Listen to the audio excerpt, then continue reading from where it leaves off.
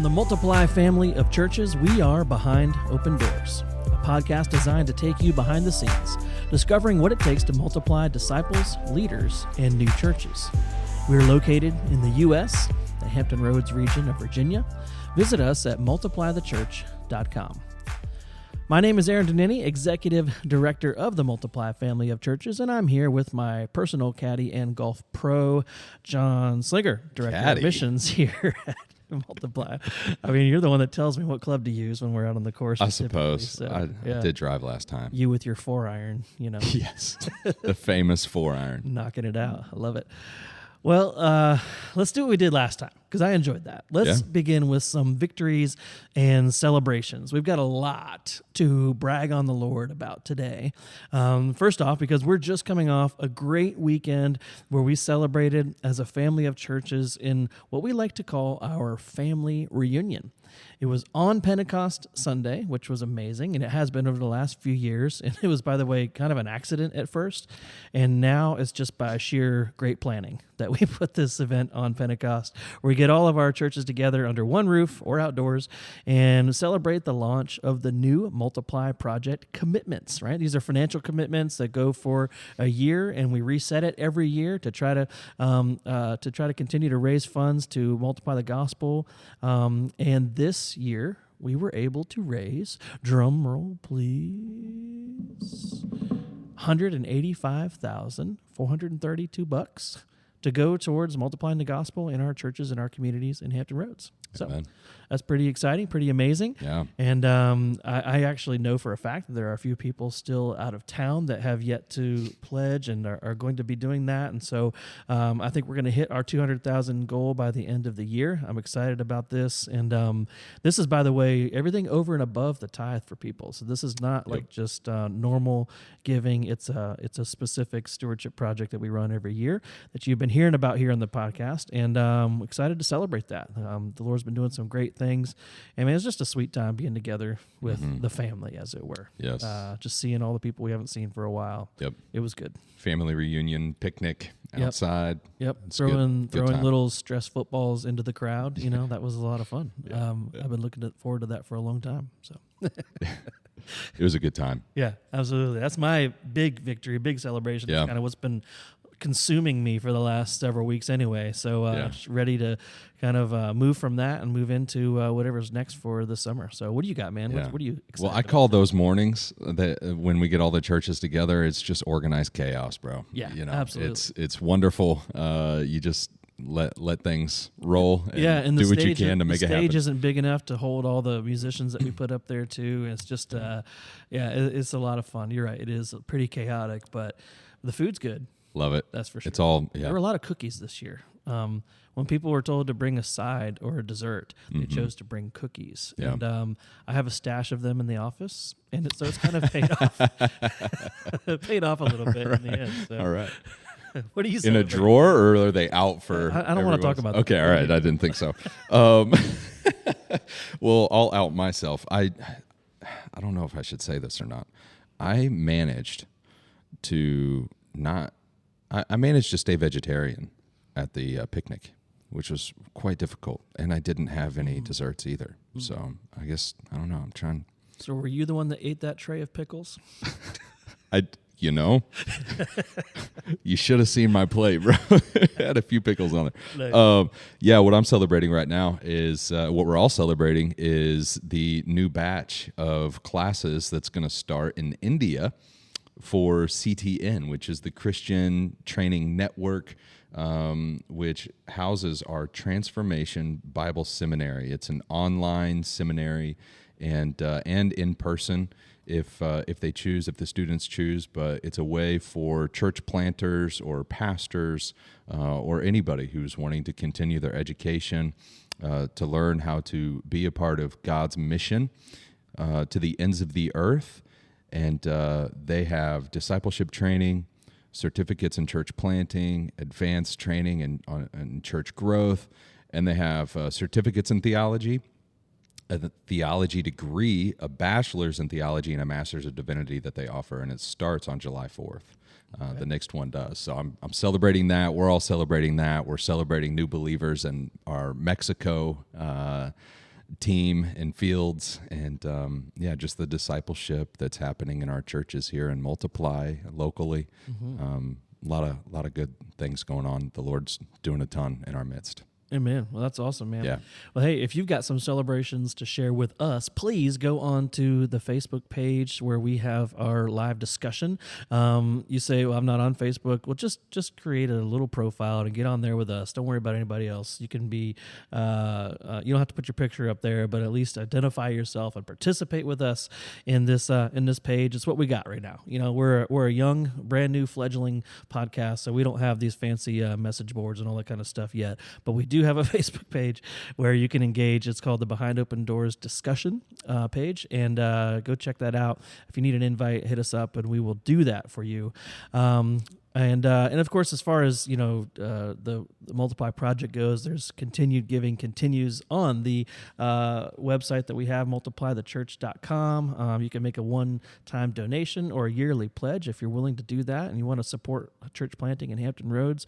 We would love to partner with you in that. So praise God for a fresh start, great start to a new season of multiplying the church.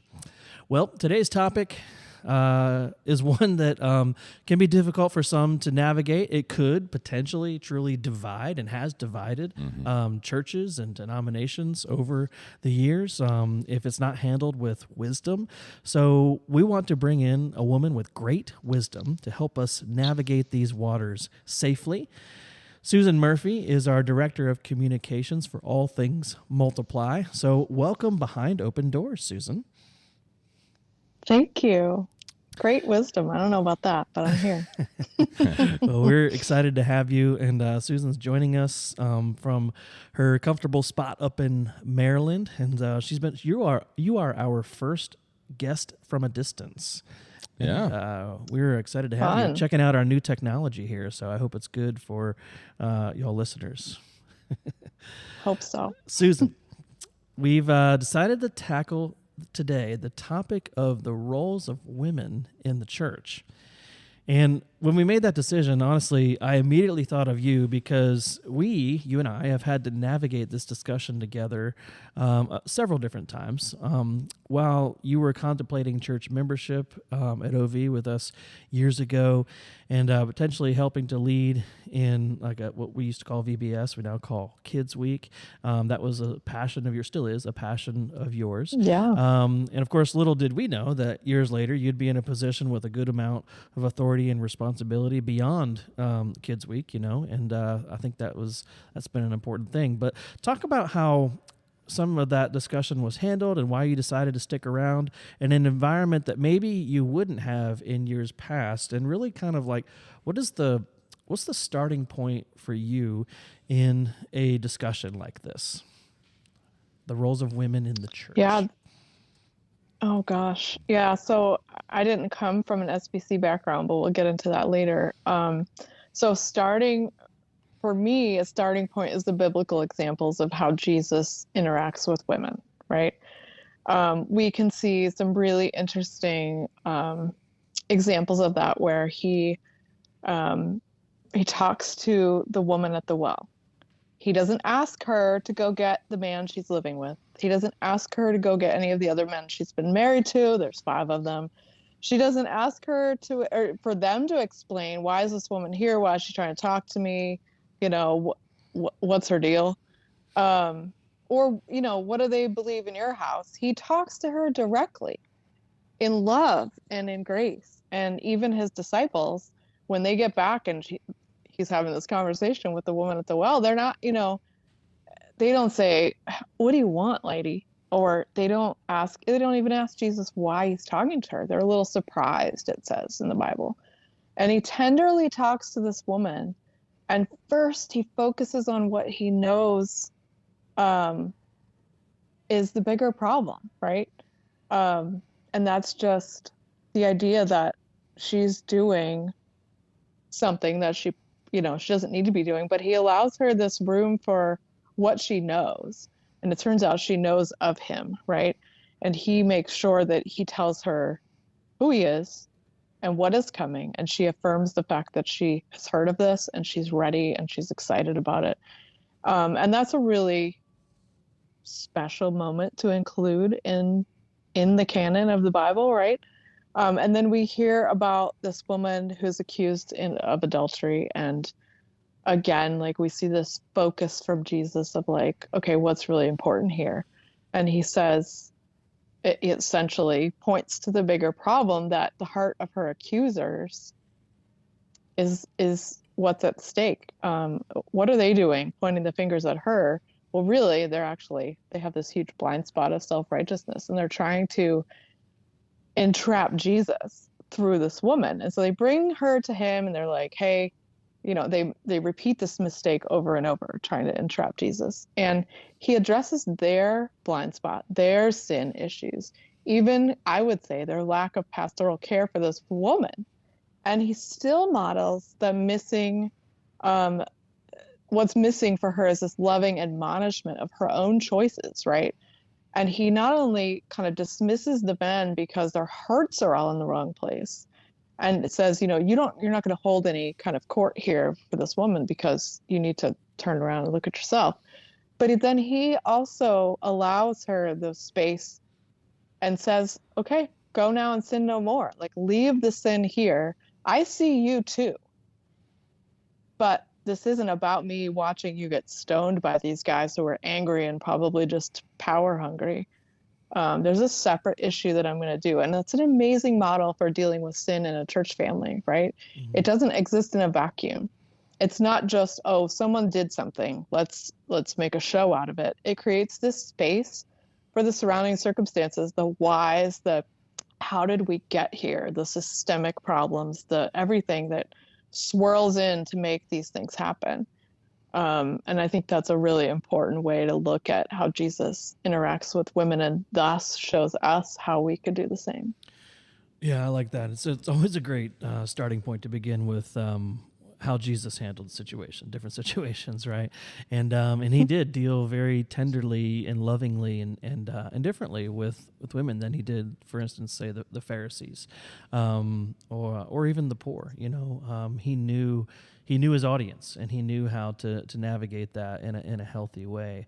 And I think about 1 Corinthians 14, where often people who are staunch kind of, against women speaking in the church or being a part of a church leadership would say, look at 1 Corinthians 14:34, women are to be silent. They must not say a word. They can't do anything during the worship service. Yet at the same time, you look backwards in chapter 11 of 1 Corinthians, and they're praying out loud. And Paul just says, if they're going to pray out loud, they should have a head covering of some sort, right? And then you have women deacons showing up with Phoebe in Romans chapter 16, which, by the way, is a powerful passage speaking to women in a leadership role. I think it's later on in that same passage where there's I can't remember the name right now, but Junia, I think, is called an apostle. In some ways, and a little a apostle. And then, of course, Lydia's prominence in the early church is seen in Acts chapter 16 as a prominent church leader for sure, and hosting a house church. And then you've got this whole argument from creation order in 1 Timothy chapter 2, where Paul seems to say that, the woman sinned first, so it's kind of that's why the male is in charge there, and you have this. It looks like this kind of back and forth, and then you go to 1 Timothy 3 and Titus 1, and you have the argument from language, where we know that in the Greek there's 3 different tenses: a masculine, a feminine, and a neuter tense. But Paul chose to use the masculine tense when referring to elders and pastors, and we believe that the Bible says what it says on purpose. So there's some of God's will and design in that use as well, and so there's it seems like if we were to just take a kind of a swath overview of different portions of Scripture, that it looks like the Bible's kind of all over the place on stuff like this, right? And so I don't know, what other examples do we have of stuff like this, John? Yeah, there's a ton, and when we see women in the Bible, I'm gonna have you just name off this list of names I've got here. So as I explain it, you can fill in the name for us. So Yeah. So, I mean, starting with Eve, I think just to go off of what you were saying real quick first about sure. Adam and Eve in the garden, and Eve sinned first. Well, Adam's sin was actually, I don't know if it's first or congruent, but Adam's sin was apathy. Adam's sin was not leading in that moment. And she's gonna do what she's gonna do, you know. yeah, well, and that's the thing. When God comes back, who does God go to? Right. God doesn't go to Eve and say, Eve, what happened? God goes to Adam because he has the responsibility. Yeah. Adam, what happened? So there's an aspect of leadership there. I don't know if I would go as far to say just implied leadership or explicit leadership, but it's there. Yeah. And the other examples, one other one I have based on one you said is about the head covering. I have a guy he's not a mentor, but he's a leader of a missions agency, and he spent some time in Greece. And he was doing a lot of historic tours and study in Greece. And one of the things he said about the head coverings in Corinth is that the temple prostitutes would be young women who had to shave their heads. And they would go up the mountain or the hill, and they would go to the temple. They would sleep at the temple at night, and then they would come down during the day into the city. And they would have shaved heads. That's how you knew they were a temple prostitute. Well, as the church started to grow and the church was evangelizing and some of these temple prostitutes repented and believed in Christ, they joined the church. Well, now you've got these women with long, beautiful, flowing hair sitting next to these bald-headed temple prostitutes. And one of the things that, at least historically, is a tradition or a traditional thought is that Paul was instructing the women to deal with these temple prostitutes in a way that wouldn't be shameful, Right. but it would be inviting. Yeah. We're going to, I don't know if it's the weaker brother, semblance or not, but we're going to wear the head covering so that because you're wearing the head covering, right? So that's the thing is the temple prostitutes, they would come to church, they would have a head covering on so as not to show their bald head. Mm-hmm. And so that's when it was really easy to tell who was a prostitute in their past life and who wasn't. Right. And so that's a good reminder. They just said, hey, how about everybody do that, or all the women do that? Now, there's a lot more that goes into that conversation as well, but that's one aspect of it that I thought was interesting. So the numerous stories, say again. I just said yeah. Yeah, word. Okay. The numerous stories of redemption in the Bible begin with women are like Eve, Hagar, Leah, Shiphrah, and Puah, Miriam, Samson's mother, Ruth, Hannah, Esther, Elizabeth, Mary. And this is where I need you to start filling in some of these names for me. So while Israel is being oppressed by foolish or evil men, those women are doing the Lord's work. Yeah. And they're leading out. So women judge Israel. Deborah. They win military victories. Jael. Women save their husbands. Abigail. Their children. Jochebed. Good job. Their city. The Tekoite women. And their nation. Of course, Esther, which, by the way, this summer at OV, we're going to be in the book of Esther doing a whole sermon series. I'm excited about that. That's going to be great. Yep. Women prophesy in the scriptures. Huldah, which is Philip's daughters. Yep. And Philip's daughters. Sorry. Yep. Yep. When Paul comes back Yep. to Jerusalem. Compose psalms and songs that appear in scripture. Hannah and Mary, which I think is an awesome point, by the way. The fact that they didn't write them down necessarily, but that their song or their psalm is composed and kept. I think it's beautiful. Yes. Women explain the word of God to men. Priscilla or Prisca in some other translations. They host churches. Chloe. They run businesses. That's your girl Lydia. They serve as deacons and patrons. Phoebe. They're not the Friends Phoebe. Phoebe. They co-labor with Paul in the spread of the gospel. That would be Euodia and Syntyche. They are identified as apostles, little a, which you've already said. Yeah. Junia. And, of course, the great responsibility of carrying the Messiah in the womb belonged to a woman. That's true. A woman, by the way, not a man, because men don't carry children in the womb. For some reason, that needs to be said today. Right. but it's true. Correct. They serve God's people specifically and unapologetically as a woman. Yeah. And they celebrated that. And God celebrated that. And it's noted in the scriptures. Women Absolutely. have a prominent role in the scriptures, not a secondary role. Yeah. And so, Susan, what's been your experience as a woman as you lean into your identity as a woman and as you lead others, really over the past decade or so, right, in the church? What's been your experience from a woman's perspective and experience? Yeah, that requires some of my testimony here. So Let's hear it. apply, to this question. So I've lived a life of belief and faith for, as long as I can remember, but I didn't really get the whole, true repentance, or I would say even more accurately that I sort of stiff-armed it. For sports reference, do I win something? Mm-hmm, mm-hmm. You beat John. You beat me this week. Good job. But so I didn't really, I always explain it to people that I felt like I was standing in a rubber band with Jesus, and I stretched the rubber band as far as I could. I ran the other way, and he was like, okay, I'm not going to let this break, but we're done. Are you done? I'm done. And I ended up with my first panic attack, like really major. I never had anything like it before.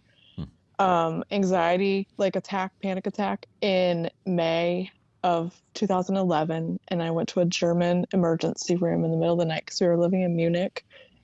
And I made my covenant with Jesus, if you will. I was like, I am done running. I am ready to do this. Whatever this is that you would have me do, I'm done and I'm ready.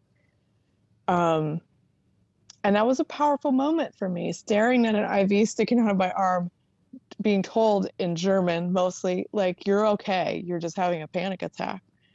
I'd been a believer all my life, but I thought I could run, right? I thought that following wasn't always a natural extension or a progression of my faith. And I know better now.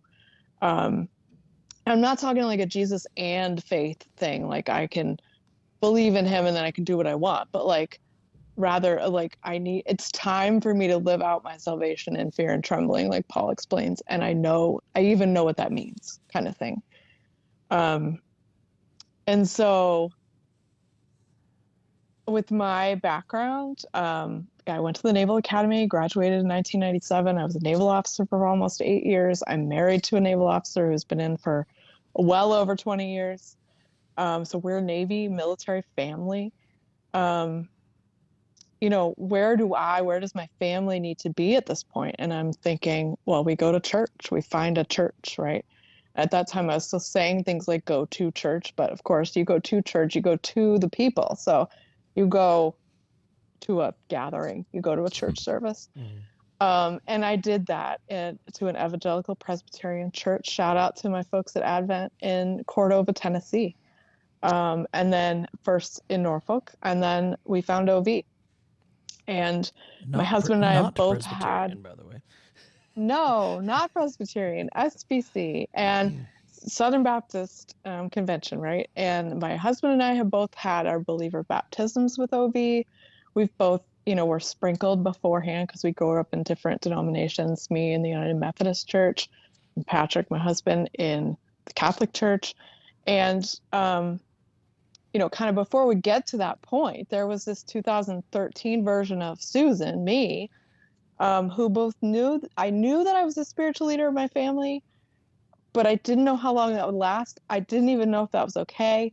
I didn't know how long God was going to have me wait for a shift in that.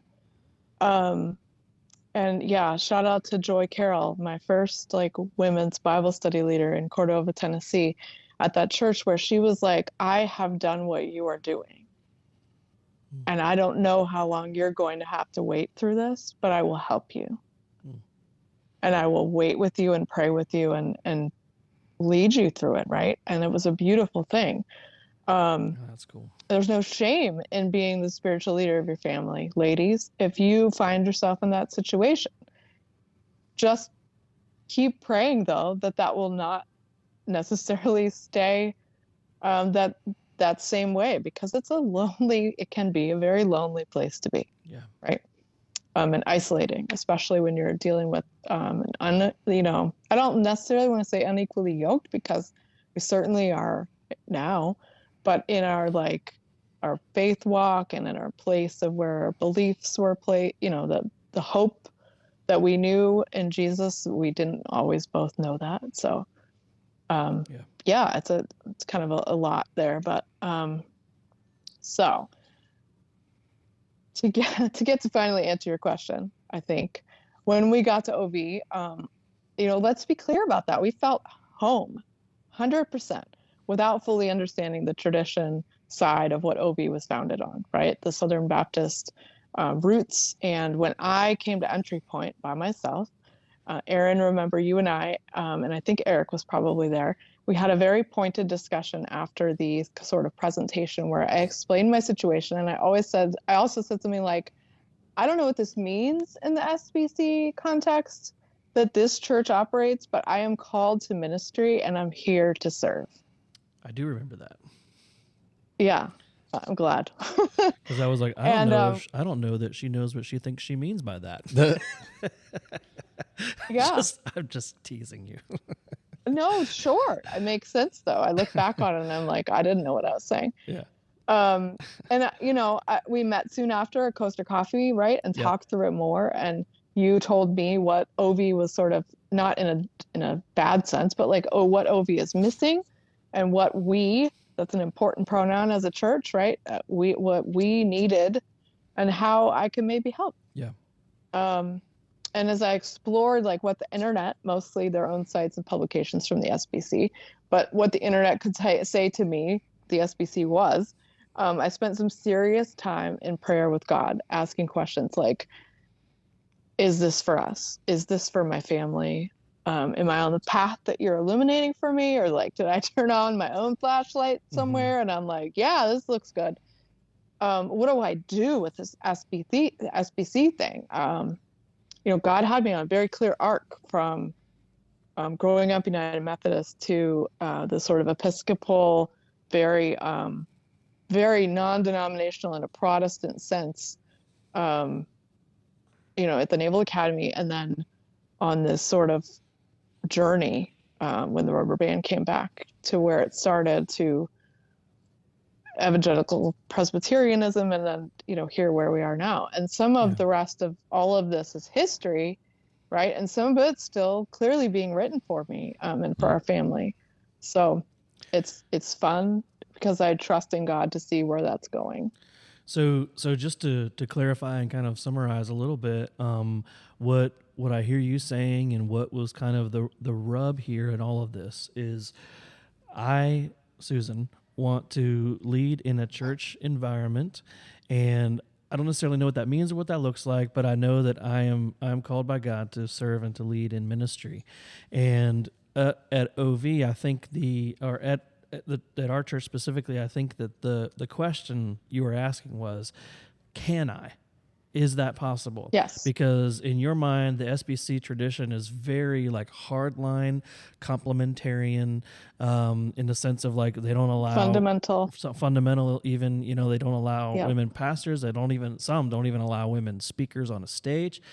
In the very extreme, fundamental people don't even allow women singers on the stage singing into a microphone. And so you have this kind of charged in your background of what might be or what could be this SBC church context that you're stepping into, and I think just to kind of pull the veil back a little bit more, I think we found that you weren't stepping into that kind of environment at all. However, we were coming out of this kind of phase in our church life of there being a lot of questions around like what is exactly the role of women in the church, and it's almost when we ask that question, I don't want to oversimplify it, but it's almost asking like, how far can we go right? Or how far are you going to allow a woman Yes. to go to serve in the church? How much of her gifting are we going to allow her to really exercise? Yeah, I think that's a part of it Words, from the person perspective, and then from like the church perspective, we're asking the question like, and working out what does. I guarantee you, even right now, you could ask a lot of some leaders in the church, not necessarily staff, but maybe beyond that, ministry leaders in our church, and say, "Hey, could you give us a really good, concise definition of biblical complementarianism?" And they'd be like, wide-eyed, like, what is what? I don't know that I could do that, right? And I think you came in maybe not with that same language, but asking that kind of question essentially is Definitely. okay. So, and I think that if I were to kind of lay some biblical foundation here, I would just start off by just saying that if you look at the Gospel of Luke and you look at Acts, our boy Luke, Dr. Luke, is kind of historically known in the scriptures as the guy who puts a big giant spotlight on women in the time frame of Jesus' life, death, burial, and resurrection, right? And he does so in the most prominent kind of way. And if you look at you know the descriptions of the multiple women that you've given example to already, caught in adultery and otherwise, and then some of the examples of women being the first to come to the tomb and recognize the empty tomb, and then into Acts, all the women in prominence in the book of Acts that we mentioned several of already. It's almost like the scripture itself during a time where women had no rights. They were looked down upon. They were treated terribly. During that time, it's almost like the Bible itself swung the pendulum to show the value, dignity, and worth of women. And it was like God was kind of recentering or reallocating what a healthy view of biblical womanhood ought to be and should look like. They too are created in the image of God. In fact, the image of God is not complete without the male and the female, right? Amen. Which is really what this discussion today is a case for what we would call biblical complementarianism, and an emphasis on biblical, because I think when I say that complementarianism, if you don't know the definition of it, we'll get to that in a second, but we might think of, like, again, this kind of hardline view of women don't get to do anything in the church except work with kids and maybe sing a song on stage, right? But this is not true. What we would say as biblical complementarianism begins with creation. That the dignity, value, worth, and distinction between male and female started at creation. The imago Dei, the image of God, is complete with both male and female. There is differentiation.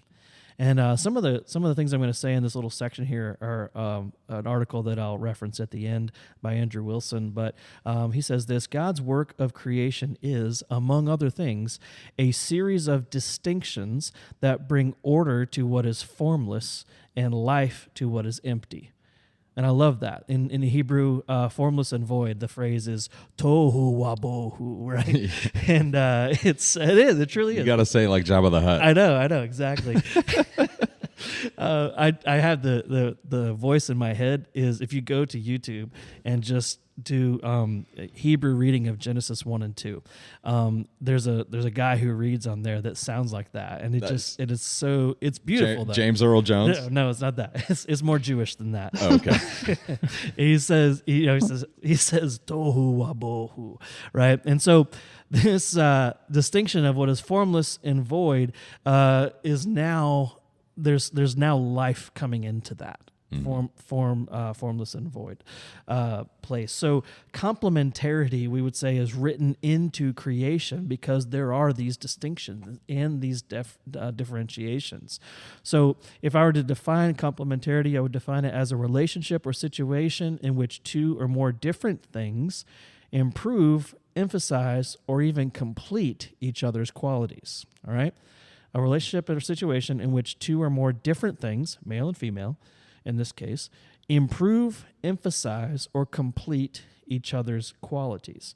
So we would definitely say that male and female are not identical, but we would also say they're not totally different, right? So very obviously, I think, and as an example here, men and women are different. Can we agree on that, guys?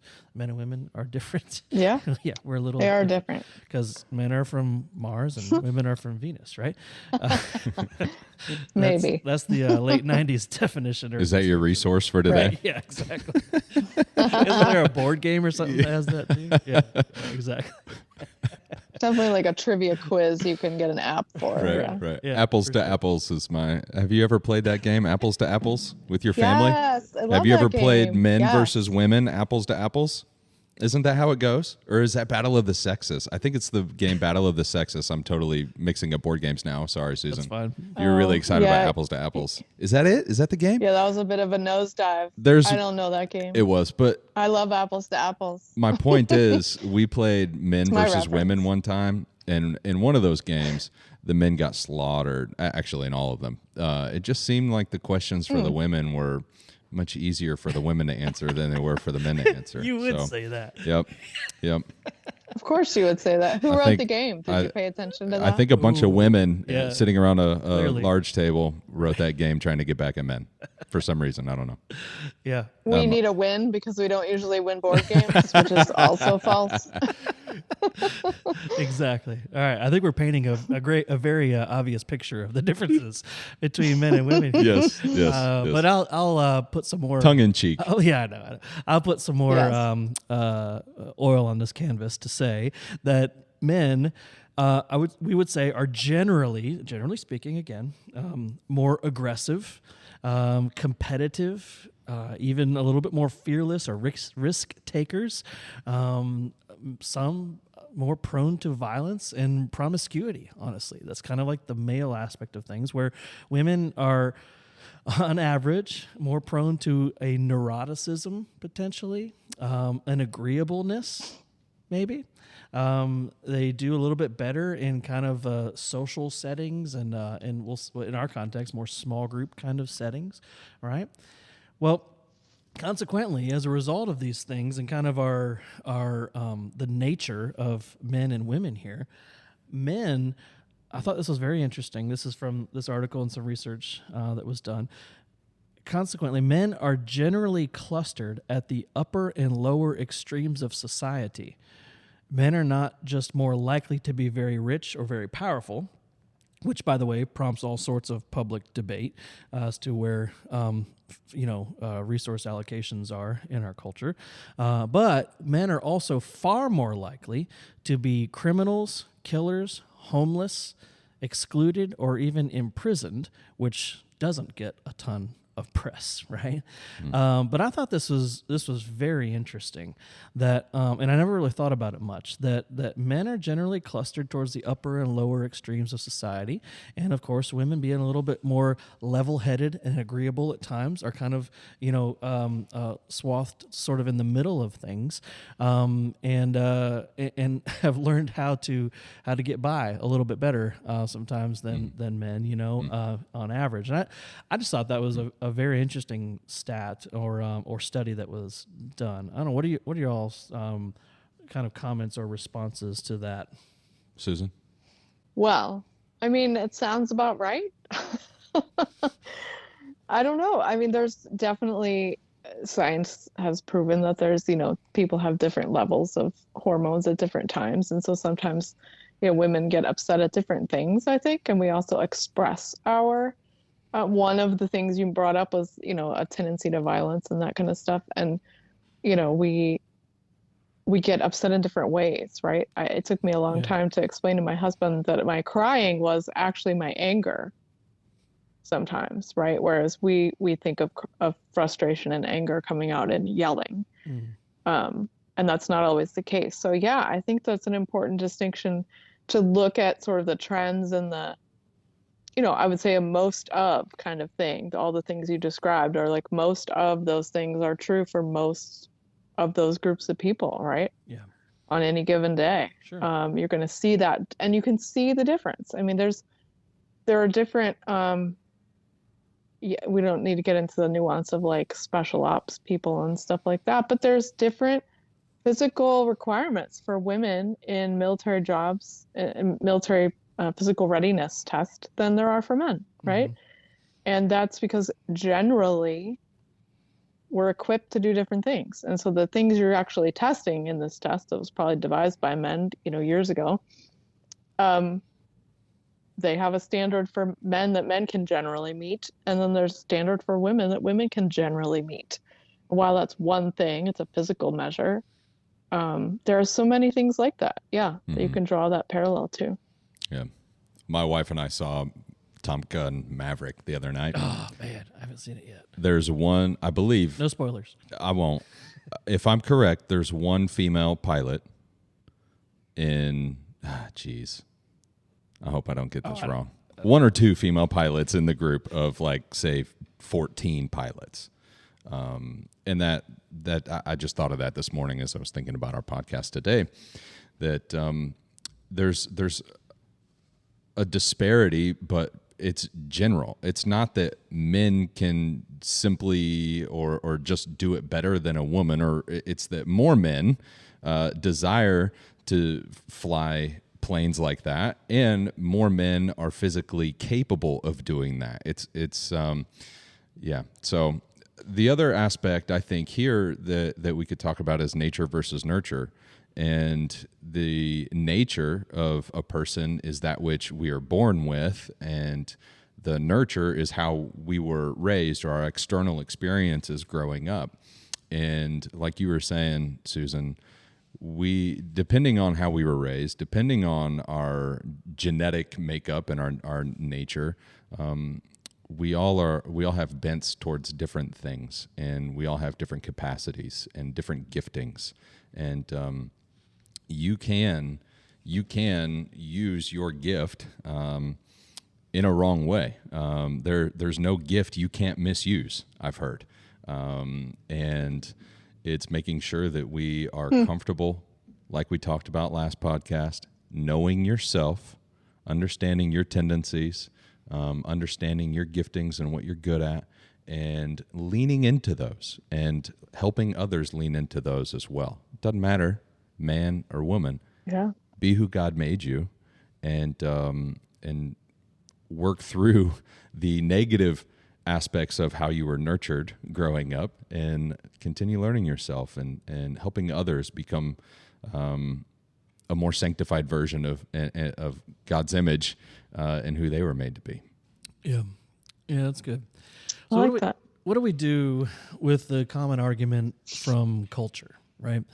People will look back and say, wow, first century biblical times, my goodness, that was so long ago. It was a paternalistic culture, and we've grown, we've evolved over the years. We need to modernize our views on these things and modernize the our approach to ministry, to just life in general. And we need to see a lot more women in leadership and in these kind of discussions. Talk about some of the cultural arguments that we have here. Yeah, we've discussed the reality of maternal-led cultures around the world as we speak more internationally, or have more of an international view on this, and just a broader scope of the topic. Is it's not just in Ocean View or Norfolk that we need to address this, but it's what does this look like? What is a biblical view and understanding of manhood and womanhood in the church look like throughout the world, in different contexts, in different cultures? And the goal that we're aiming for today is not simply to share our opinions, but what does the Bible say about it? How are we responding to that, and how can we responsibly and objectively apply the scriptures to a particular context or culture? And I think that's the difficult task, is because what seems like the world wants to do today is they want to change the scriptures to align to their culture, rather than changing their culture or moral foundations in that society, they don't want to change that. They want to change the scriptures to align to their culture. Instead of applying the scriptures to culture, right? Yeah. Yeah. Susan, how about this cultural argument? Well, that was a long time ago. We need to grow. We need to evolve. We need to modernize.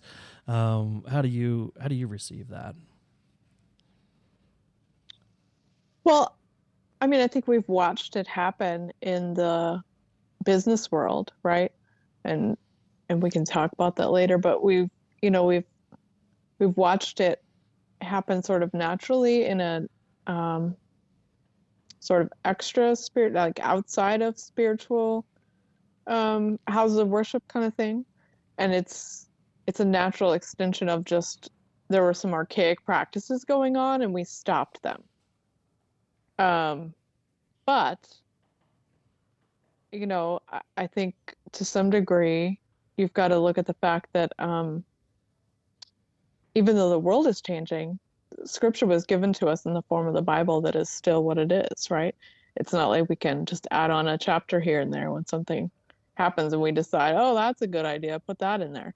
God is writing all of our individual stories and they're knit together in a beautiful way, but we have this foundational document that, we kind of have to jump off of. And so sometimes, there's going to be an absence, if you will, of male leadership or male presence in a place. And I think that God has allowed that space for women to be called up into filling some of those roles. Yeah. Yeah, I think I can speak to that specifically. I know at our church, probably since the 40s, World War II, our church has been around a long time, that we've had a lot of very strong female leadership at our church by necessity, because over the years it's been the guys who have been absent. So what's maybe perceived as a male weakness is really a result of male absence over the years. And so I think one of the struggles of this, and this is on the fly, so chastise me if I go out of bounds here, but I think one of the results of this, especially for older men in our church, which there are not many of, is the fact that there had to be so many strong women who were spiritual leaders of their home for the formative years in their home, that older men lacked in spiritual maturity, and still do to a degree, because they were largely not in community, in biblical community, during their careers or otherwise, and the women were the ones that were leading the home spiritually. And so what I long for at our church in the 60 and up range is men who would just be solid, grounded, just godly men that I can learn from and follow. And we don't have a lot of them. And it's not because we're some young led church. We have a lot of older people in our church, but we don't have the core of folks that I remember from my grandfather's church, right? When my grandfather passed, he was that guy for me in my life. And there was a ton of guys around him in that church that were just like him.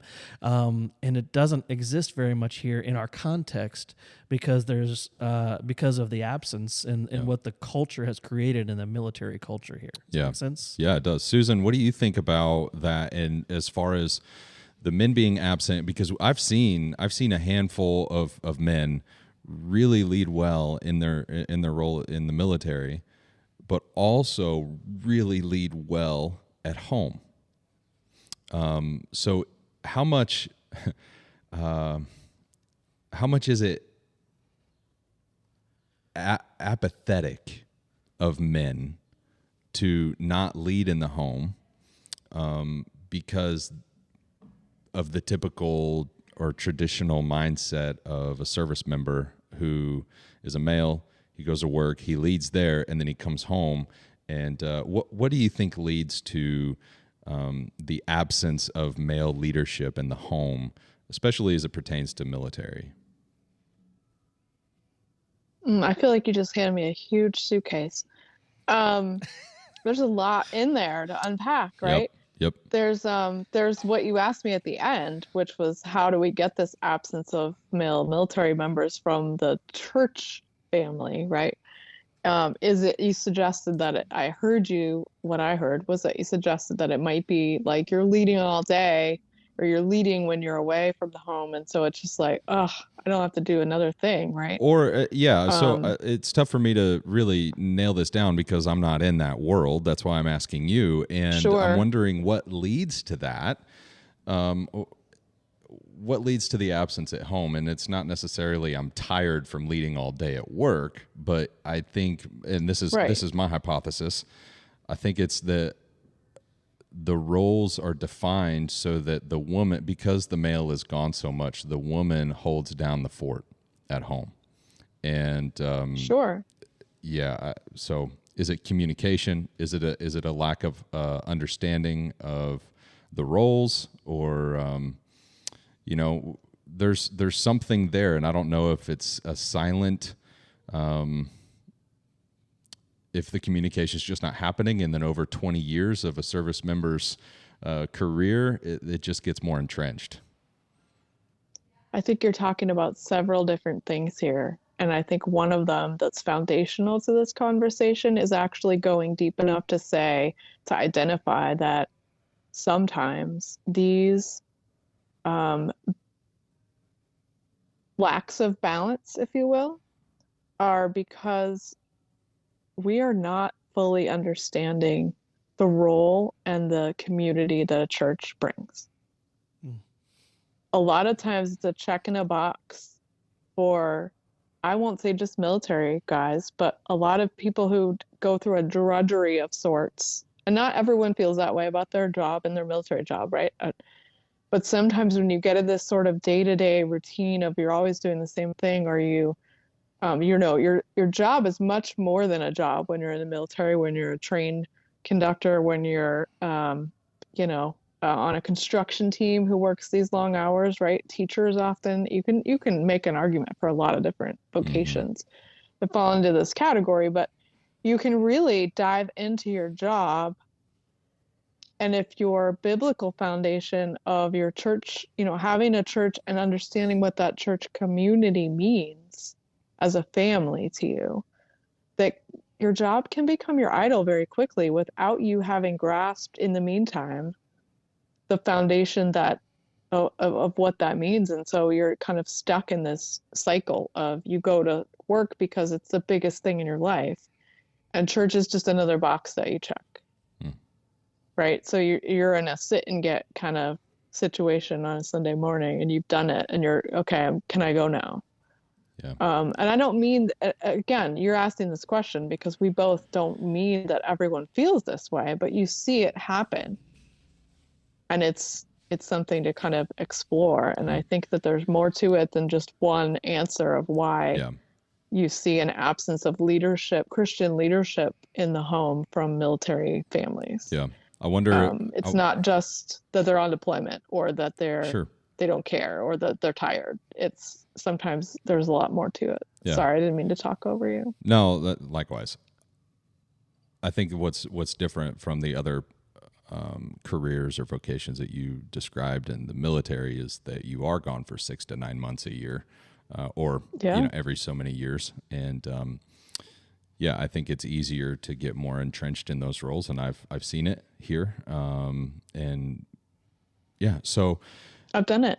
Yeah, you've done it. And another thing you said is, or that I heard in what you were saying, is that there's a lot of authority and responsibility that they receive from their position. They get medals. You get pendants. You get recognition. You get promotions. And there's a lot of authority and responsibility there in their job. But when it comes to the church, it's sit and get. There's no authority. There's no responsibility. There's little call to action in a lot of churches, especially men. That's a good point. If we're talking about men, especially men need call to action. Yeah, and Yes. I would just kind of add before we change gears here a little bit, just kudos to you guys who are doing this well. Amen. You know, Yeah. and thank you for stepping up, guys who are, you know, in the drudgery of work life, whether you're, you know, working at a civilian job, you know, or you got your own business, or whether you are in the military and striving and doing your best to lead your family well and lead the church well in that regard. Thank you, and keep up the good work, because it's by Yes. God's grace you're doing it, and it's hard, and we know that. And what we're kind of focusing on today is kind of zeroing in on the women side of it, because we're asking then, what is the woman's role in the case of a man trying his darndest to lead his family and be a part of a church, and allowing Yeah. and creating, this is the key, I think, creating an environment for the woman or women in the church case to thrive and Yeah. to flourish. Yeah. Right. I believe that's a primary role of the man, is to cultivate that kind of environment, and not in a, don't read this as a in a hierarchical kind of sense, but in a loving and caring kind of sense. If husbands are to love their wives, and wives are to respect their husbands, a loving environment needs to be created by the husband and by the men in the church, so that women can serve well and love and respect well within the family and within the church. So we're going to get to the family here in a second, but before we do, I just want to pause for a moment to say, listen, we're about an hour in, okay? This is what I love to do in these kind of scenarios. I love to point out what people complain about, okay? People have, I've got a couple of things, different pieces of feedback, like, oh, this thing has been going so long, I can't listen to it all in one bit. We know you can't listen to an hour and 45 minutes in one bit. If you can, then you're probably not leading your family well. Well said. or you have a lot of grass to mow. I don't know. One of the two things, right? But the reality is, this is the point right now, okay? After I get done saying this is the point where you push pause, right? And you come back, because you have 2 weeks to listen to this jammer, right? You have 2 weeks to listen to 2 hours or an hour and a half, whatever we end up with today. We don't even know. We don't set a time frame for this. Robbie asked me at the beginning of this today, what's the time frame? What's your goal for today? And I said, I don't know. I stopped caring about that, because I just enjoy the discussion and what we're doing. And I hope you do too, listener. I hope you want to push pause and come back to us and listen again. So don't forget about us, but push pause, take a little bit of break. But before you do, we're going to stat that real quick. All right. So what we mean by stat that is, Susan, you have a couple of stats related to our topic today. Could you share with us a few of those stats that we might consider? Sure. So I'm going to take you way back to 1960 first. That's the year that the Buffalo Bills were established. I want you to know that, 1960. Oh, my goodness. Okay. I did it. Okay. And you've got about 2.3% of clergy are women. 2.3% in 1960 clergy women. Yeah. Okay. We don't even know what kind of clergy were they were they leading any churches? We have no idea. It's a very small number. And then that kind of fast forwards us to 2010, which is the last big 2010, 2012, which is the last big published that we could find survey that they took of over 11,000 congregations through Pew Research that came out. It's about, if you're looking at Protestant congregations, it's about 12% women who are filling senior or is it the sole ordained leadership role of their church. 12% in, you said 2010, is this right? Yes. 12% in senior leadership in 2010 are women. Okay. Yeah. Or sole leadership, or sole pastorship. Okay. But if you break that down a little bit, parse it out, right? We're evangelicals. So what are we doing? Well, it's only about 9%. But if you kick it over to your old line Protestant denominations, you've got up to 24%. So about a quarter of your lead pastors are women in 2010. So that's pretty significant, especially as a jump. And then we're looking, and then let's kind of get back to, okay, fine. That's leadership. That's not always going to be the case, even in a church that promotes women to roles of ministry and pastorship, right? So in 2016, we were looking at about 20.7% of women in clergy Okay. roles. So about, yeah, like 21% of that's an evangelical clergy are women. Yeah, that's in every like Protestant faith Yeah, denomination. yeah. Okay. Okay.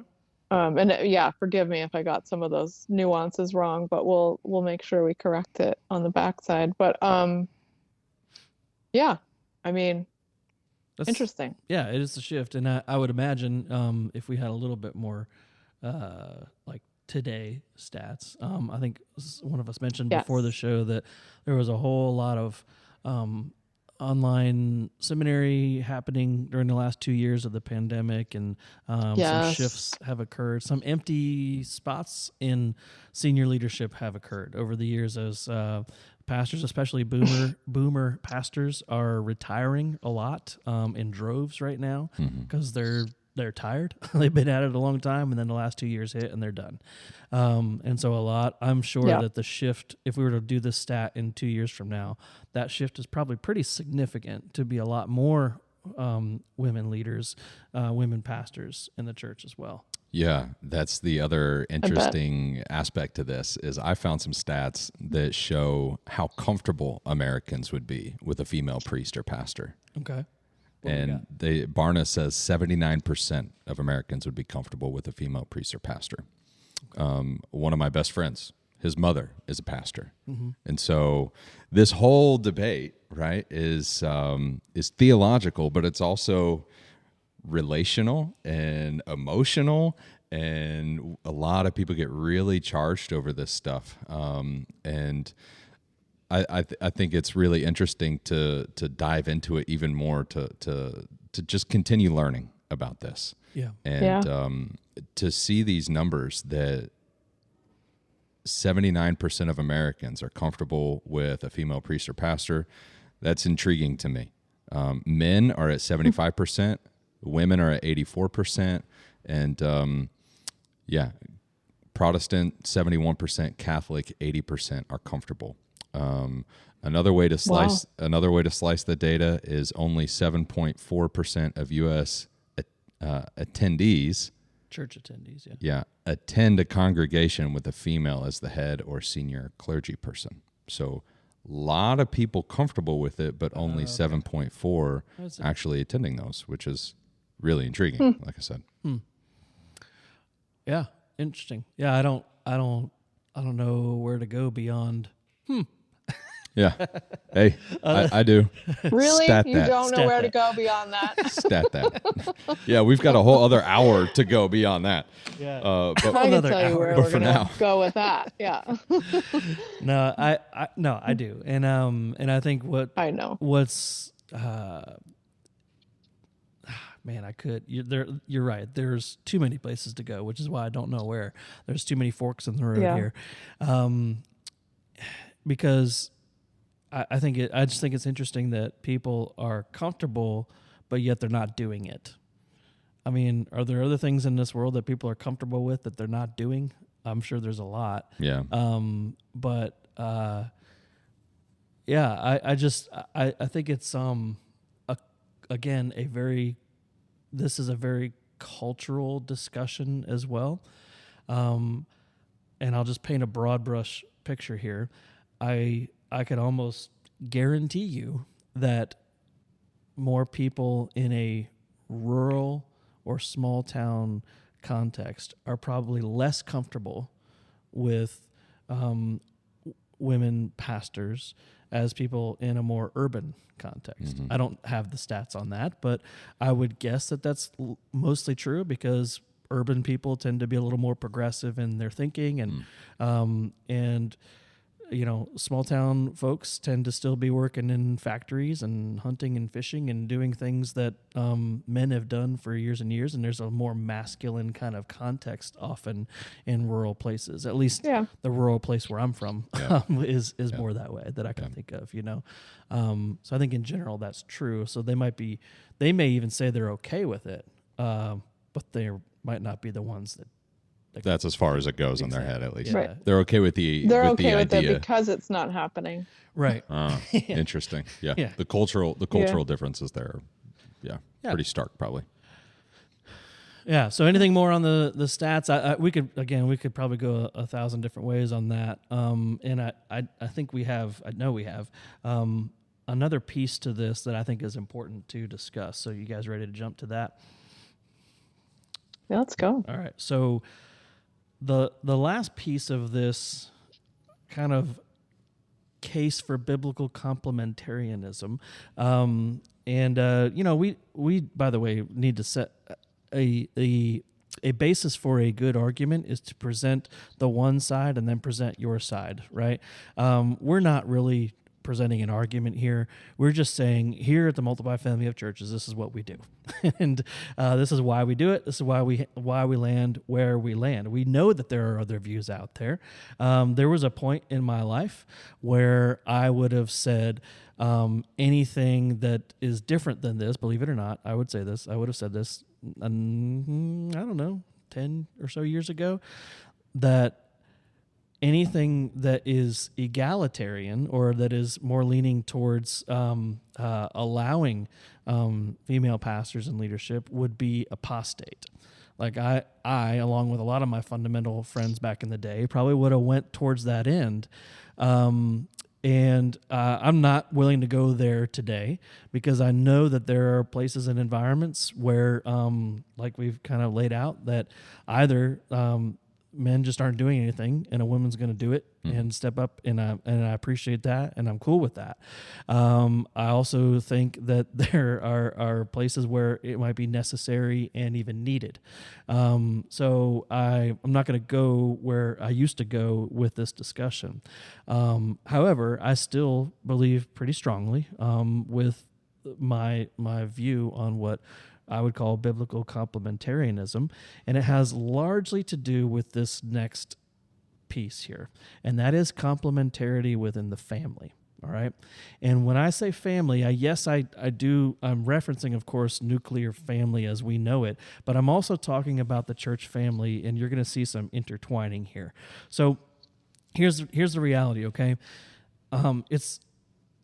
It has to be pointed out at the top of this that men and women, one is not more valuable than the other, okay? That there is unity in the diversity and the differentiation that we've talked about already between men and women, much like there's unity in diversity within the church itself. There's designed to be a unique set of gifting within the church. There's designed to be a unique set of multi-ethnicity and multi-generationalism within the church, and that is unity in diversity, and that is beautiful, okay? Wives and husbands are actually called to submit to one another. And this is argued, but I would argue that in Ephesians 5:21, that there's a mutual submission component going on in the church, that we should mutually submit to one another as church members. And the reality is that includes men and women, and it includes wives and husbands that are a part of the local church. And therefore, I believe includes this reality that wives and husbands are called to submit one to another, as are parents and children, by the way, that are part of the church, and as in the case when Paul used to write, not as much today, but masters and slaves. We might say bosses and workers, right? Or bosses or employees in this case. They are designed to submit one to another, but not in identical ways, right? There's different kinds of submission that happens here. So Christ and the church serve each other, but not in the same exact fashion, right? We wouldn't say that Christ serves the church Christ serves the church just like the church serves Christ. It's not the same. We serve one another in different ways. Christ serves us, the church, by dying and rising to rescue us, and we serve him by responding in faith to his leadership. and both of us offer ourselves as a sacrifice for the other, but in very different ways. Because if we were to confuse the two, then the entire gospel unravels on itself, right? Like if we were to say that we sacrifice ourselves just the same way Christ sacrificed for us, no, we don't. Because the gospel is that Christ sacrificed himself in a very unique and specific way that nobody else had the capability of doing, because he was a sinless, spotless Lamb of God, right? So N.T. Wright comments on this by saying, the husband is to take the lead, though he is to do so fully mindful of the self-sacrificial model which the Messiah has provided. As soon as taking the lead, quote, becomes bullying or arrogant, the whole thing collapses. And I love that, because it's, again, this reflective reality there that Christ and the church, the husband and the wife, are both sacrificing one for another, but in very unique and different ways. So, the church is a family, all right? We just talked about wives and husbands, and the church is a family, and we're only going to flourish to the extent that we value, honor, and esteem both mothers and fathers, brothers and sisters, sons and daughters. The only way that we're going to flourish is by each of these distinctions operating within their roles and differentiations in a healthy and beautiful kind of way. So this is a quote from the article that I referenced earlier. It says, "True complementarity, then, is actually the basis for equipping and releasing women into ministry, rather than, as it has often become, an obstacle to it." Can we discuss that for a second? Yeah. True complementarity is actually the basis for equipping and releasing women into ministry. And it's actually the basis for allowing an environment and cultivating a space where women can be released into and flourish in a ministerial capacity, rather than an obstacle to it. In other words, people see complementarity as an obstacle to women in ministry, but we're saying the opposite. It's actually something that must happen in order for the environment to be created in a healthy way in which women can thrive. I'm going to swim off the mic for a second and listen to you guys. Well, there's a lot there, but what I hear is that a lot of churches, I think, are getting the concept of true complementarity wrong, right? Sure. They're maybe not living up to its full potential, or exploring it to its full potential, or allowing themselves to live in that reality that women are equipped to be released into ministry. Or they might be by God. exploiting it, right? You said exploring it wrong, and I'm saying they might be exploiting it in a way that, and we'll talk about that in a little bit, that holds 100%. Holds authority over women by pointing to particular scriptures, right? And that kind of deal. Yeah, that's good. Yeah, cherry picking and, power plays, power struggles. Yeah, for sure. How about that thought on complementarity, John? How's that land with you? That it's the basis for equipping and releasing women into ministry rather than an obstacle. I don't think if you've read the New Testament, I don't think you can sufficiently argue against that. I think that's pretty watertight. It stands on its own. Ephesians 4. These people have been given to the church so that they might equip the church: apostles, prophets, evangelists, shepherds, teachers, and that can be men or women, and we see that in the scriptures. And I think one of the biggest issues that we have today, or the biggest causes of the symptom of a misunderstanding or wrong definitions, or these power plays that we're talking about, this misuse, this exploitation. I think one of the biggest reasons for it is the opposite of seeing complementarity in the family. It's seeing the church as a corporation or a business, and having different hierarchical structures there. And it's not a corporation. It's not an organization. The church is more an organism, and it's meant to multiply, and it's meant to be, Christ set us free for freedom. Christ set us free. And as leaders, as men and women, we're called to help foster a liberating culture in our homes, in our neighborhoods, in our church communities, in our companies. And you're not going to foster a culture of freedom when you're being domineering or narcissistic or too risk averse or too risk taking. You want to fight for the highest possible good of others. It doesn't matter what gender or role they're in. That should just be innate in us. And so I think if we recapture some ecclesiology, then we're going to recapture biblical manhood and womanhood. I think the inverse is also true. If we recapture some biblical manhood and womanhood, we'll then start to also recapture some good ecclesiology. Which comes first? Probably manhood and womanhood. I'm just going to take a stab at that because of creation, and God created man and woman before He created the church. So I guess we could start there. Well, and back to the differentiation, the roles, and the responsibilities that each of the sexes have is by God's good design, right? Yes. Like back to that reality that there's truth in that. And so, if I may, Susan, I want to hear your thoughts too. But I think your point about the corporation or the corporate view of church is important as well. Because I think churches, including ours, we tend to lean towards more corporate realities once we reach a certain size point or a certain point of needing of leaders, and we feel like and I think we do rightly, need to organize those things well.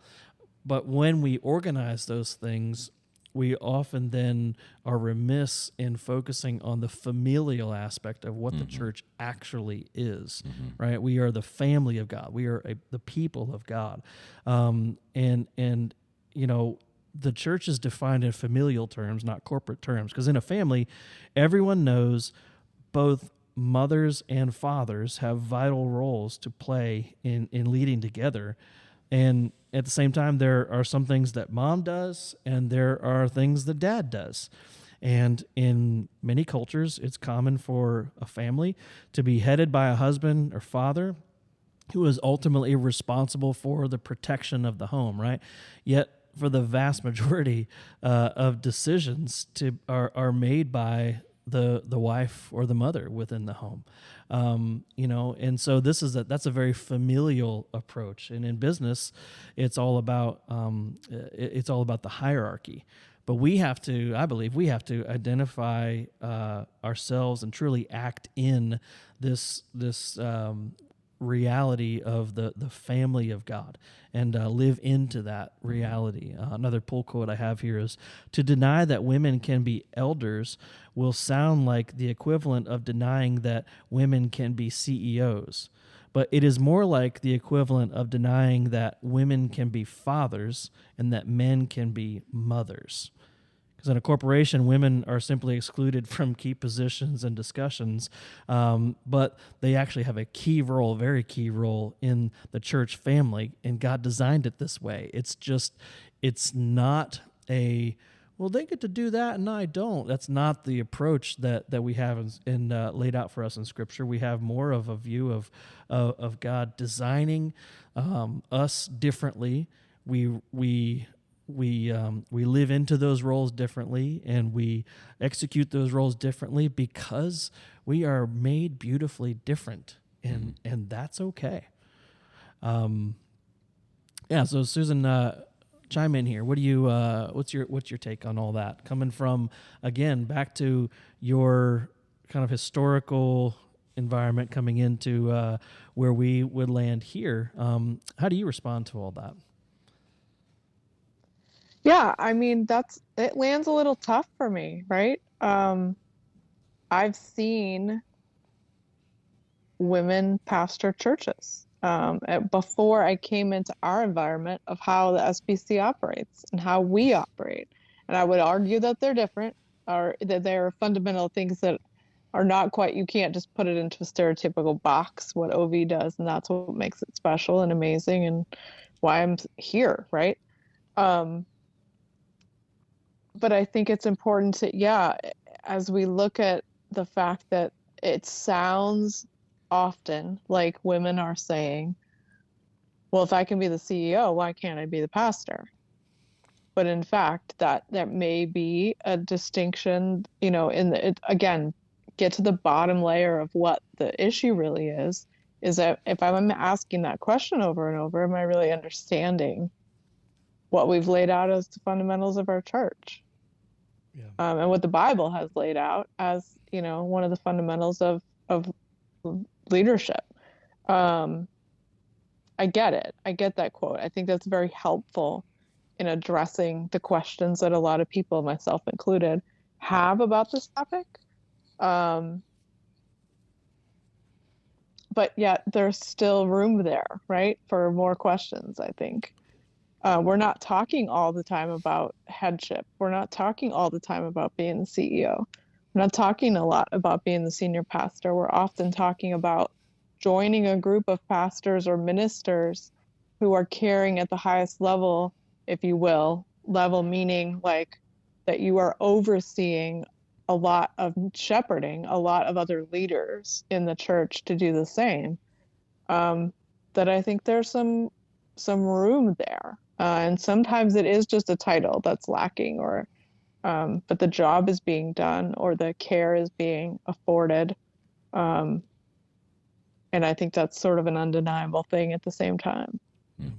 Does that make sense? It does. It does. And what I'm hearing you guys say is it's not, and this is going back to what you were saying previously, Aaron, and correct me if I'm wrong, if I shouldn't have heard this.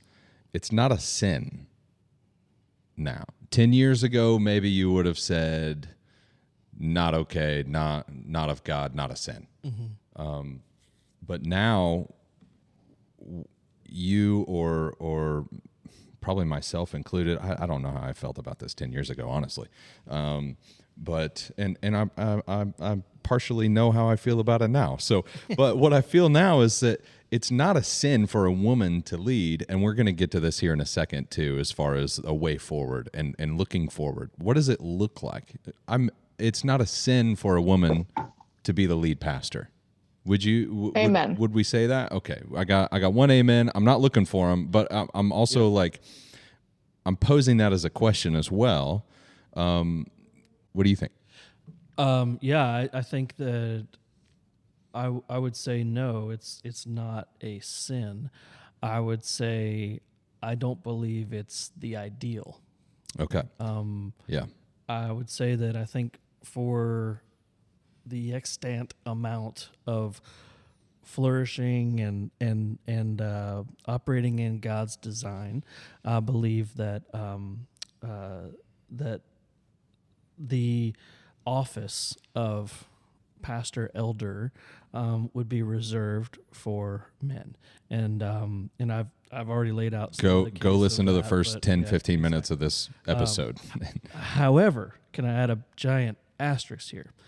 The reason I'm not in the more fundamental camp of this is because I believe that while that may be true about people who make the final decisions in regard to whatever, budget, strategy for making disciples, or whatever, is in view of governing a church, I would believe it would.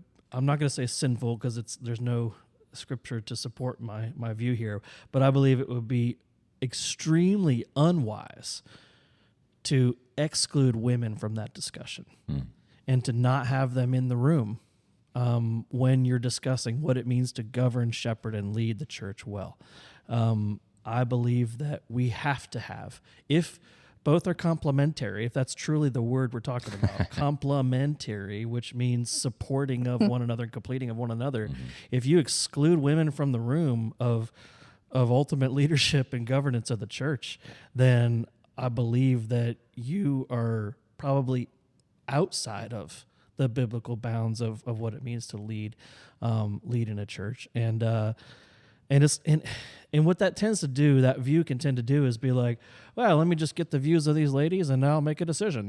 Like that's, and that's, I'm not saying that at all. I think that in true humility and in true health and a gracious environment is to say, let's all sit at this table and discuss what the health of our church looks like and decide on things if we have to decide on things, or pray for things if we need to pray for things. Or I'll give an example from practical life at our church.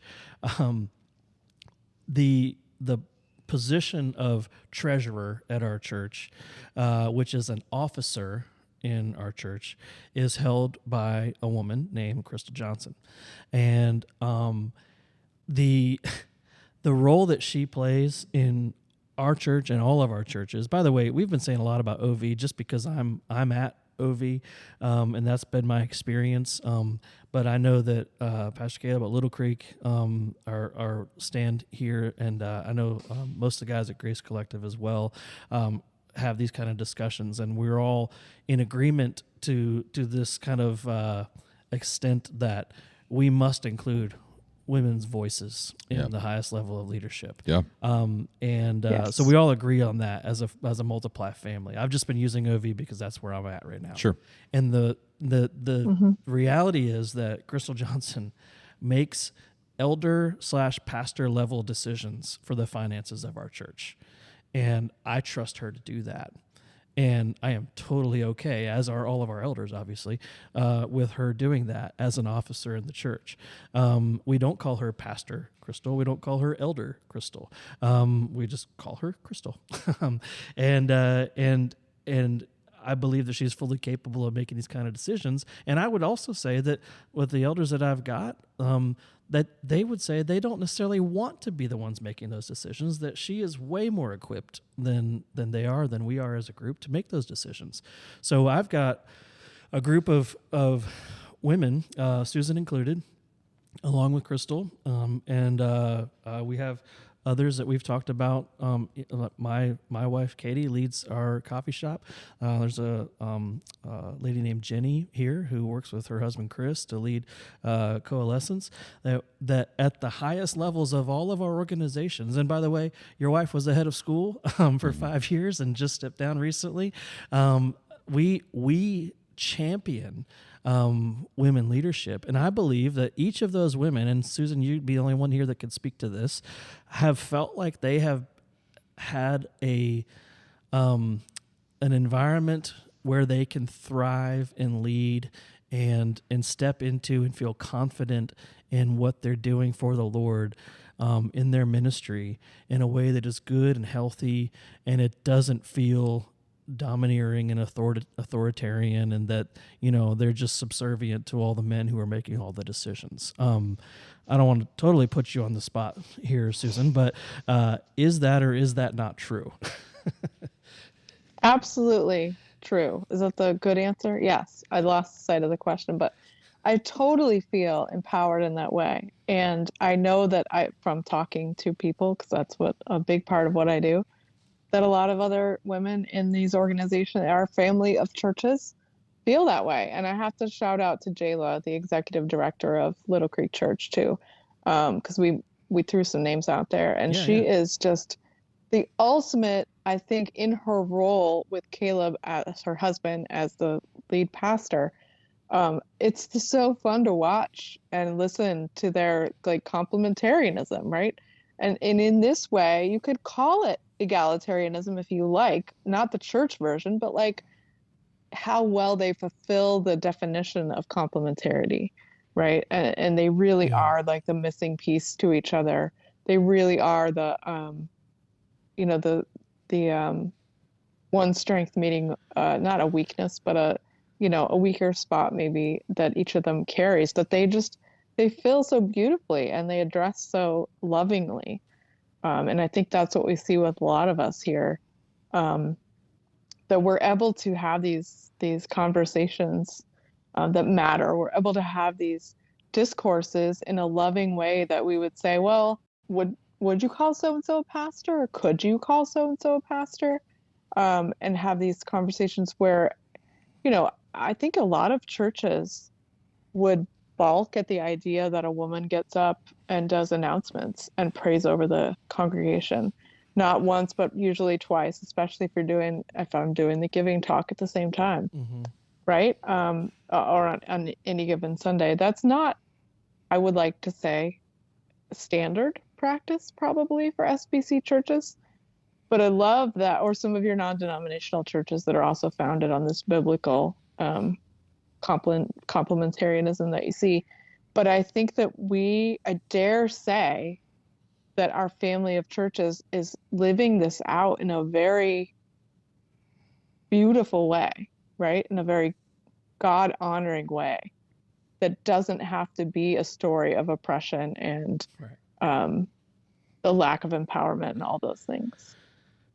Amen. Well, yeah, it's good stuff, and there's a lot here. So if you're listening and you need a breath, totally understand. John just took one secretly, and I'm outing him on that. But this would be another one of those pause points, okay? So press pause, go fill up the gas in your mower, or go do whatever you were going to do next, because what we're about to do here in a second to round up things, and we do have a little bit of a time limit we want to stick towards, but what we're about to do is talk a little bit about the unhealth of our own denomination that has happened, and we're sad about that, but we need to shed some light on it, and we'll go from there. So let's pause for a second. We are in year 4 of the Multiply Project, and God has done some amazing things in and through our family of churches. 3 churches, 2 coffee shops, 1 school, all under the umbrella of the Multiply family. We leverage business as mission in order to reach people far from God in all areas of life. And we plant churches in places where the gospel has not yet taken root. We believe God has called us to grow a family of 40 churches by 2030 by His grace and with His help. So consider giving to the Multiply Project this year. Your gifts are, of course, tax deductible, but more importantly, they go directly to the efforts of multiplying disciples, leaders, and new churches. Just go to multiplythechurch.com, and there you will find the giving links to this year's project. Our final segment here, or section of conversation here, we're going to make this brief, but a lot has been talked about in our denomination of the SBC, which, by the way, we've mentioned the SBC a lot, and which has been the most so far on all of this podcast. We're an SBC church, Southern Baptist Convention Church. However, it's not something that for us that we just lean heavy into. It's more of like, this is our affiliation, this is who we are. And I say that almost apologetically because it feels like kind of I have to nowadays. And I'm frustrated by that. Yeah. And I know a lot of people are frustrated by that, but the short of it is this: over the last really couple years, and especially in the last few weeks, there's been another report come out to talk about how the SBC leadership has covered up sexual abuse over the years, mostly to save face. There have been reports filed away secretly, not to protect the victims, to protect the leaders and pastors, which is atrocious. Mm-hmm. And all of this with the explanation of thinking, well, it's going to hurt the mission of God. Think about all the great missionary activity that's happening out there. Meanwhile, they have people that are suffering in their own denomination and haven't done a daggone thing about it. And I almost cussed there because it really makes me frustrated and upset. Yeah. And it's going to hurt cooperative giving. Therefore, we've got to figure out how to figure it. So anyway, in safe phase. I just want to say outright before I turn this over to Susan, because this is a great place for you to speak truth and life into the situation, that I just want to acknowledge the hurt. I want to acknowledge the pain.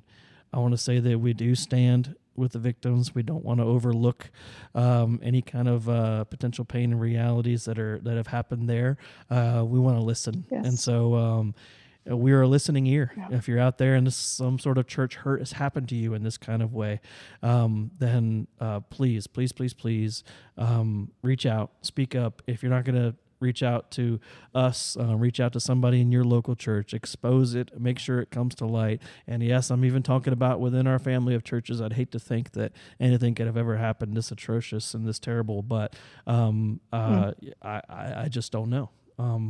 So I would just call it out, and I will say more kind of organizationally, we do have a statement on abuse that we will make available on this podcast page at the end of this episode as well, that you can read and be up to date on. But Susan, I kind of want to let you loose on this just to end the show here and just to talk specifically, because I know you've been pretty adamant about us taking a stand on some of these things. And so talk about this for a moment as we head towards the end of the show.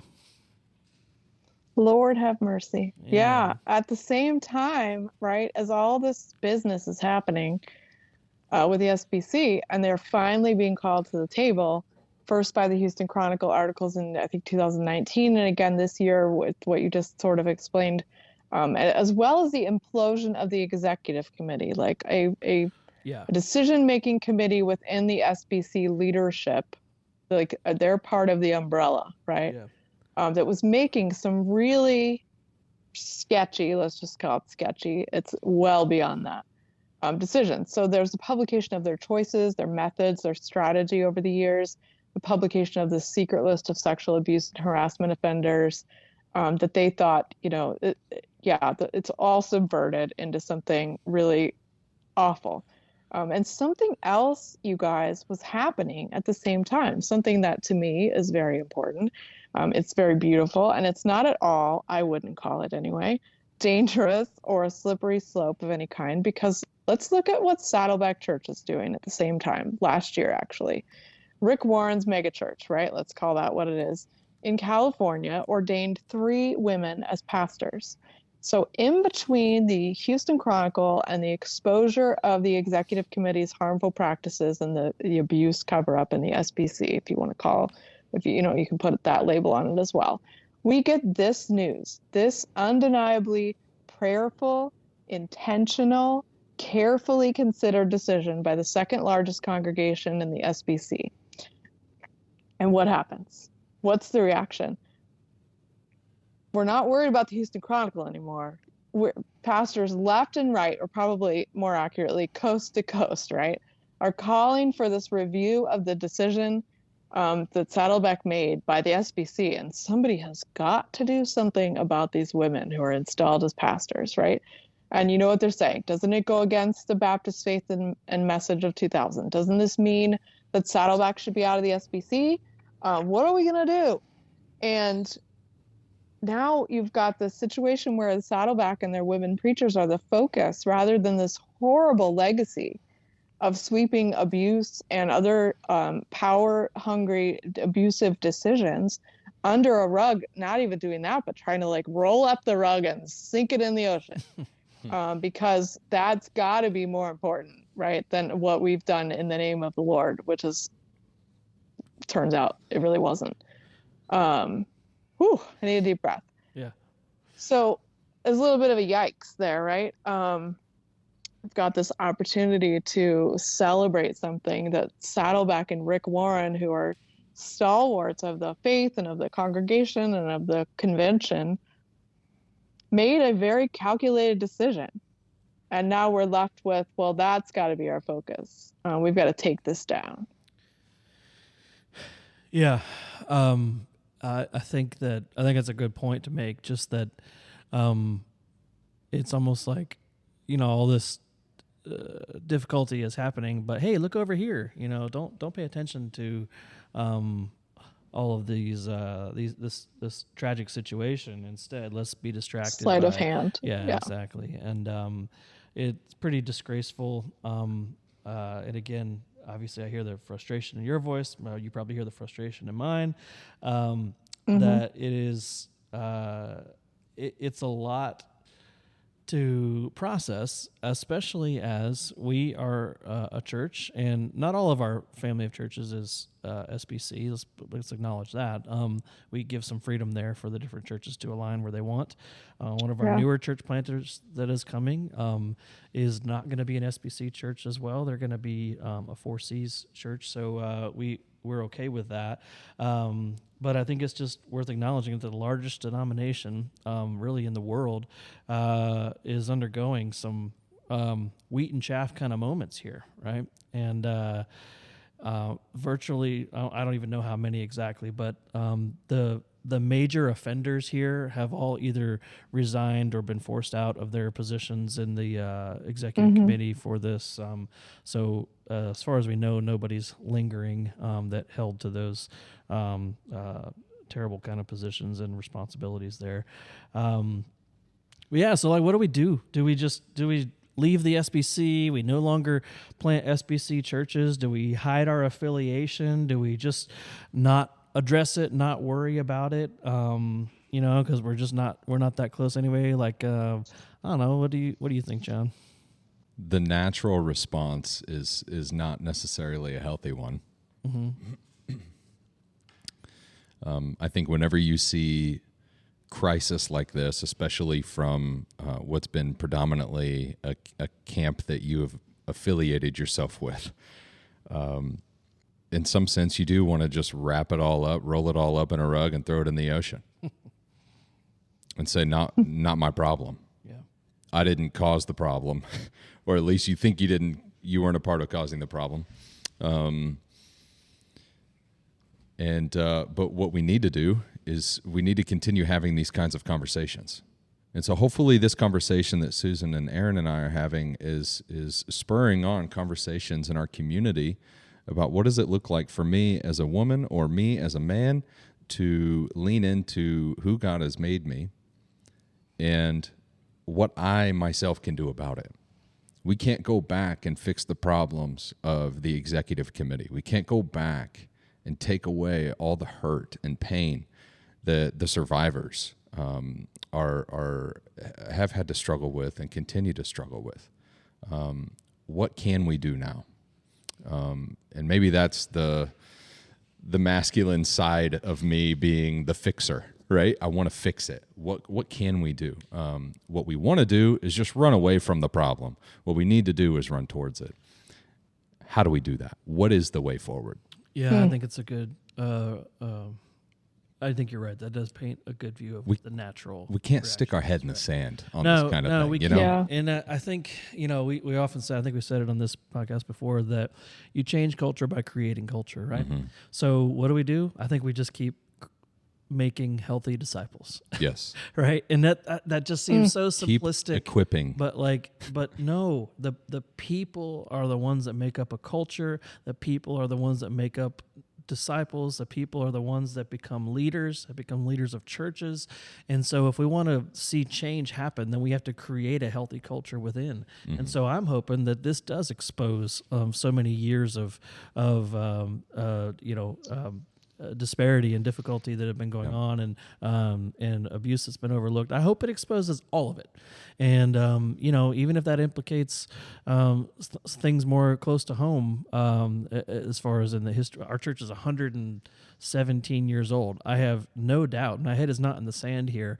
There's no doubt that something has happened over the years. In fact, I know there has, and people have been affected, and not necessarily by pastors in our church, but of different leaders in our church that I know about that has been exposed over the years, thankfully.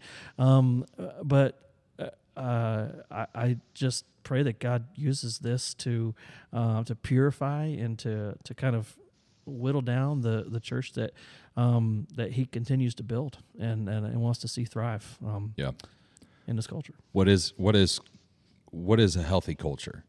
A healthy culture is made up by healthy individuals.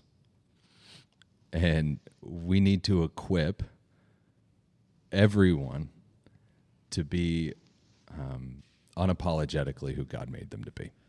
Yeah, exactly.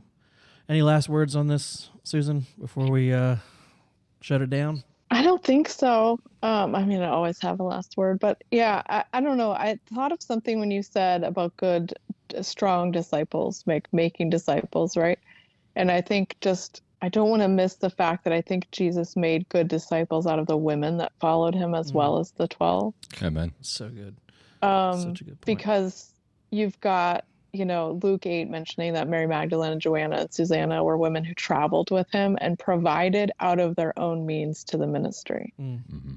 And then later you've got, of course, the women who were there with him at the last time in Jerusalem, Mary Magdalene, Salome, and the others. And then you've got the women at the tomb, right? In Luke 24, and all the Gospels confirm that they were the first humans that Jesus appeared to after his resurrection, the women, right? Yeah.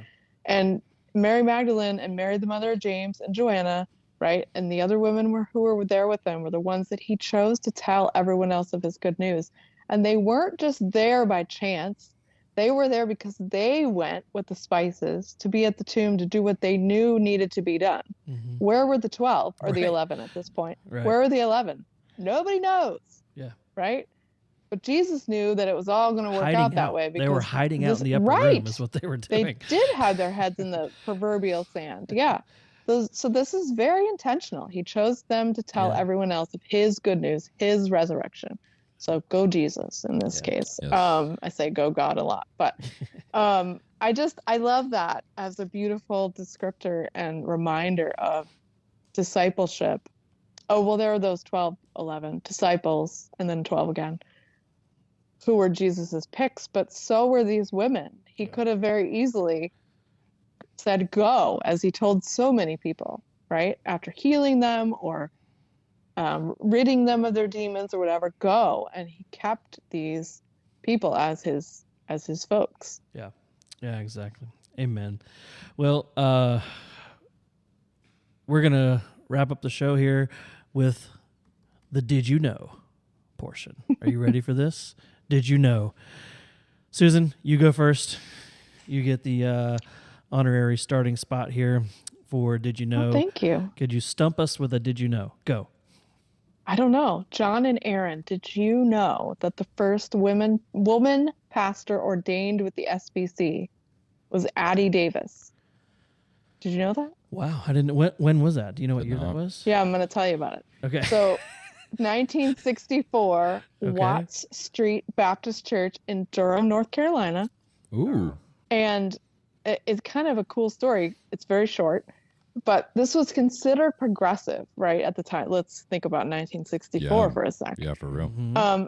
It was considered progressive, but that's because this was also a time when supporting civil rights, as this Watts Street Baptist Church did, that was also considered very progressive. And it's really fundamental.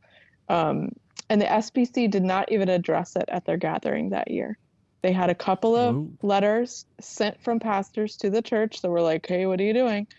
But the SBC did not even address it. And it would be another 19 years until the mantle of women in leadership with SBC, their name, was taken up more completely in a more organized way with the establishment of Women in Ministry, SBC, of course, in 1983. So that, and now that Southern Baptist Women in Ministry is a kind of complementary